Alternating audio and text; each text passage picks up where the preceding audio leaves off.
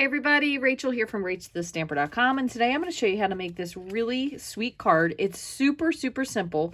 One thing I will note, this is actually retired in color DSP. This is the 6x6 pack, but we have new in color DSP. Mine has still not come yet, so it's a little bit late on that, but you can use this with anything. I just was using up some scraps. It made perfect cards because we're just adding a couple really simple layers. So this is using a beautiful color called Sweet Sorbet. This is one of the 2022 to 24 in color. So we still have a whole nother year on this. This also uses a color and contour stamp set. And then there is also a coordinating die set. So we're going to be using, I believe it is this one. Yes.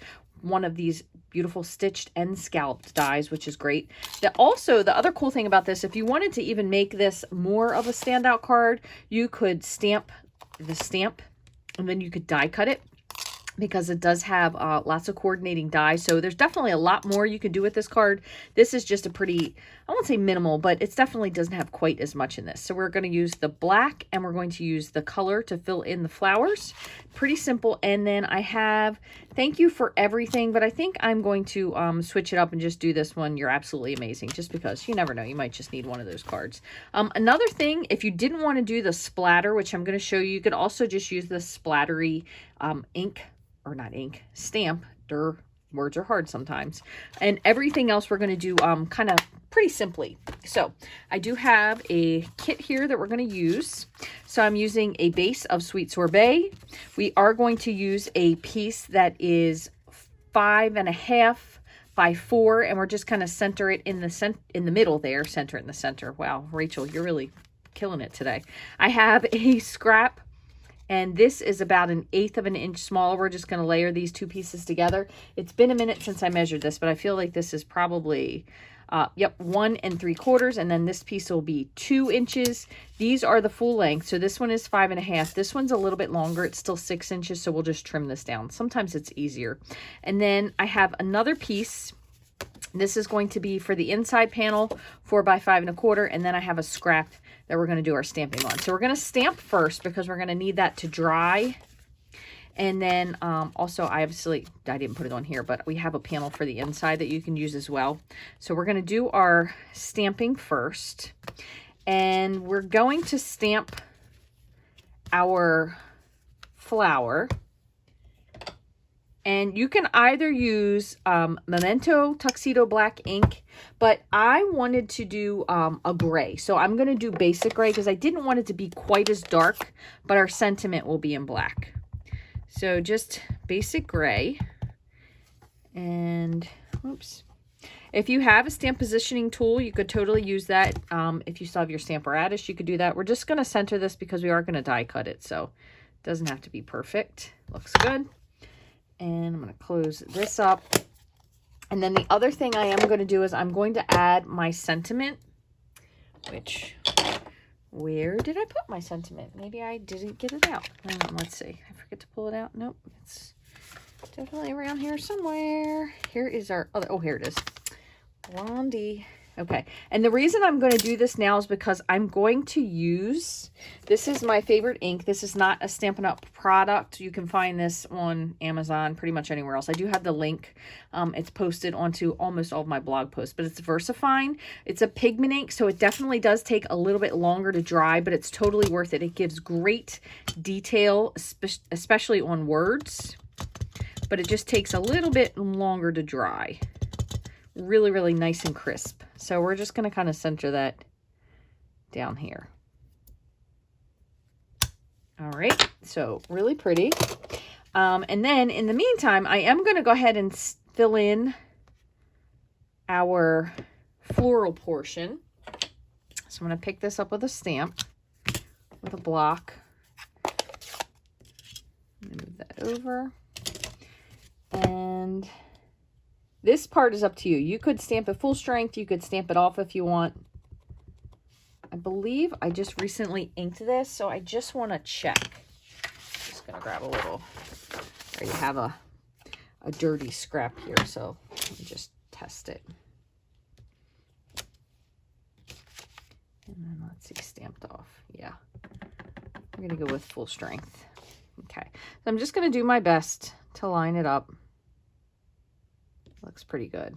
Now, this does look a little bit different if you just let it set versus just looking at it right away. And I'm not saying letting the stamp sit there, but letting the ink dry once you're finished.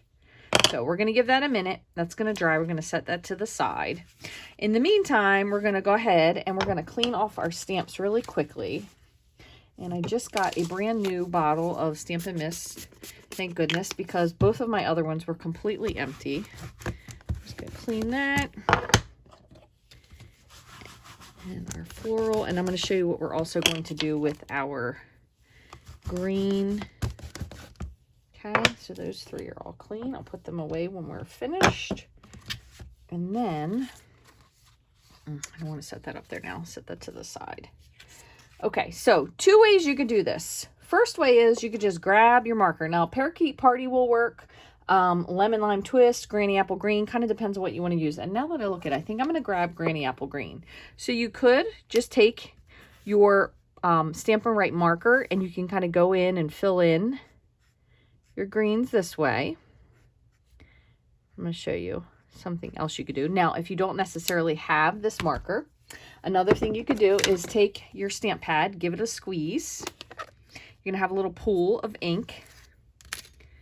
And you could grab, now this will be great because you can pretty much use any one. Ooh, let me see if I can locate one. It's clean. You're going to use a blender pen and then you can pick up ink. Okay. And then you can fill in. Again, it will give you a little bit different of a look. Now, if you don't really necessarily like the amount that you get, or maybe you can't really squeeze, the other thing you could do is grab your ink refill, because if you've been smart and listening to me, you should at least have the ink refill. You could just put a dot right in there. And then same thing again, just pick up your green. This will be a little bit darker because you have a little bit more of a concentrate. And then kind of follow.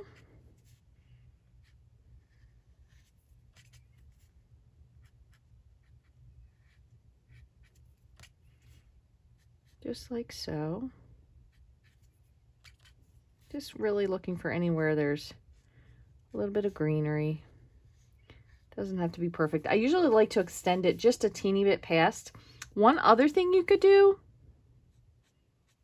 is if you wanted to, you could even use, so I'm going to flip to the other end of my blender pen. You could even, if you were still had this just a little bit wet, you could just bring the edges of this out if you felt like you needed to fill this in. But you really don't. It's supposed to look kind of arty and not really completely fill it in. So that's up to you. But what you're going to do with this when you're finished is you're just going to wipe it until it comes clean. And I'll show you actually on the green, the Granny Apple. So you're just going to keep wiping back and forth. And then once it runs clean, you can use it again. Even if the tip looks a little discolored, it will not transfer ink. So it's really cool. It's a great way if you don't necessarily have all of the markers to be able to have all the markers. So one other thing we're going to do, oh, let me pull this back out because we're going to splatter, is I'm going to grab my, oh, where is it?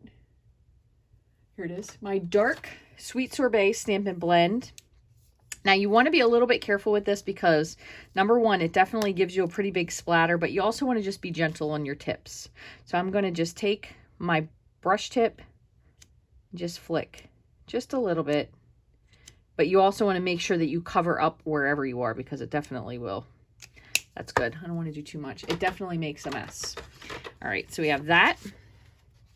And now what we're going to do is we're going to just run this through our die cutting machine. So it doesn't really matter where it is as long as you have your sentiment centered. Okay.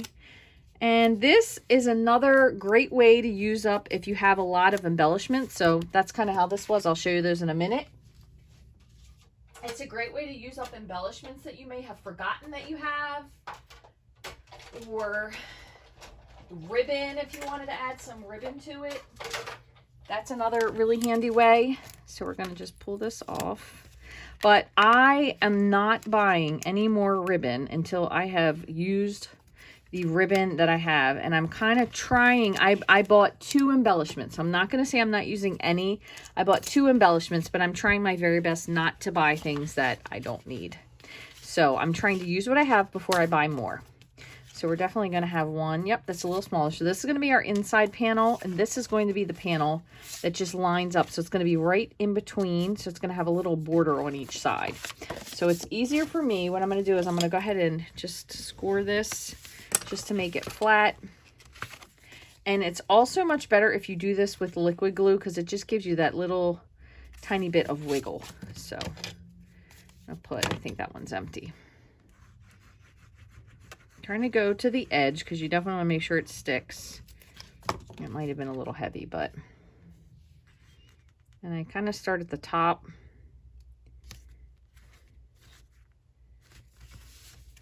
There you go. And once you get the other layers on, if something is slightly askew, you won't notice it. We're going to take the panel and we're going to glue this on. We don't need to the bottom. Remember, we're going to trim. So I did go a little teeny bit too far there. Same thing again, we're just lining this up with our border, which the liquid glue is really nice because if you have to adjust it a little bit, it doesn't really show. I'm gonna wipe that off. We are gonna trim this. Okay, so that's gonna go here. So we're just gonna put some liquid glue. All right, lining this up just so we have a little bit of a border right there. Nice and straight. And then this we're going to pop up. So I'm just going to use some of the very ends of a crazy pack of dimensionals. Sometimes, does this ever happen to you where you have both sides that come off? These are kind of the ones where if I get this one, I will get rid of this first because this drives me insane. I don't know, something about the holes in the middle and the pieces that don't come off properly, and I kind of over-dimensionaled in one spot. I meant to put this down. Oh, can't move it. That's all right. I'm going to have to add another one. All right. So before I put that on, I'm going to just grab my scissors and I'm going to just trim this off, just going as straight as I can. Okay. Just like so. And then let's just make sure we have this just how we want. Yep. So I'm going to pull these off. We're going to add our inside panel. I have been trying again to make sure that when I'm finished, I add my inside panel so it's ready. I add my information sticker to the back. That way I don't have to do it after the fact or try to hurry up and grab a whole bunch of them. And those are basically just with demonstrators. We put all of our information on it for doing card swaps, or if you were a person who is selling your cards, you want to put your Stampin' Up! Angel stamp on there. So that's just the Stampin' Up! Copyright. It doesn't even have to be in ink. It could be in Versamark. It just needs to be on there somewhere. And then if you want to put like your label on the back in case you do sell them and maybe people want to buy more of them because they think your cards are so gorgeous. So I want to show you, and I'm hoping it is right here where I had it. These little doodads that I had. Oh, did I misplace my little pile of doodads? I think I may have. Well, I'm going to tell you, they're probably just like slightly right under here. But they were pink and a purple and a white. I'm just going to look through this little stack and see if I see them. But anything that kind of goes with it. You could do the pearls. The matte dots were really cute, but I definitely used all of those. So it can't possibly... Oh, here they were. These were the matte dots. They were really cute. These were a lot of fun to use. Well, anyway, if I happen to find them, but they were a really adorable group of retired dots that I had. Wonder if this is them. No. So you can see I have so many retired embellishments. So pretty much anything. I mean, you could use the polished dots. Those would be great. These are still current, so I wouldn't use those. I would try to save them. These were my favorite, the elegant faceted gems. They would look really cute on there as well. These are another set that retired that I was super sad about, the enamel dot essentials. You have classic matte. Oh my goodness, I have so many things here. It is truly not even funny. So I'm going to grab, just for the sake of being quick, I'm going to do the elegant faceted gems because maybe you have some of those lying around. So I'm just going to pop this open and we'll put a couple of these one there. These were a great set of dots only because the colors were really, really neutral and they would kind of go along with anything, which for me, that's like my favorite part. If you can get something that goes along with anything, no matter what it is. So we're going to do one up here. I think I'm going to have to do some different sizes just because I don't have any that are the same. So 1, 2, 3. You want to have something in a trio. It's typically more visually pleasing, which you may or may not believe, but it is the truth. The champagnes were my favorite, actually. Those were like the all-time favorite, which obviously you can see because I don't have very many of those left. But those are something you could totally just throw on there, the elegant faceted gems. Any kind of stuff that you have that you haven't used. I will say, though, I do like the color better, and if I can remember what these are, I will pop them up so you can just at least see what they look like. But they were white, they had grape, and then this wasn't even the sweet sorbet. I think it was like maybe lipstick. I don't even know, but I thought they were absolutely adorable cards. Really, really easy. And the nice part about these is you could definitely do any type of a sentiment with this and it would be really, really pretty. So if you enjoyed this, I would love for you to give me a thumbs up. You can leave me a comment here on my channel. If there's something else that you would like to see done, please feel free to leave me a message with a card or card style, I should say, or a specific stamp set that you would like to see, because I often look for ideas to do stuff. Sometimes I will go in and find an old stamp set, which is kind of what I did for this one. I brought a new stamp set to an old card with the layers like this. I think this is a great way if you have a lot of DSP that you're looking to kind of work your way through so you can get new stuff. This is a great way to do it. So you could do these with lots of the in colors, lots of different types, and you kind of need like one focal image of something and then just add in the rest of the stuff. And I think the key to this, honestly, is just having a really simple sentiment at the bottom that really doesn't take away from the image. So I hope you all enjoyed this video. Thank you so much for stopping by and taking time to watch. If you have any questions or comments, you can leave them below. And if you haven't already, I would love for you to like and subscribe to my channel. If you have a friend to share it with, it would be even better. Again, this was the Color and Contour Stamp and Die set. Thanks so much for watching. Have a wonderful day.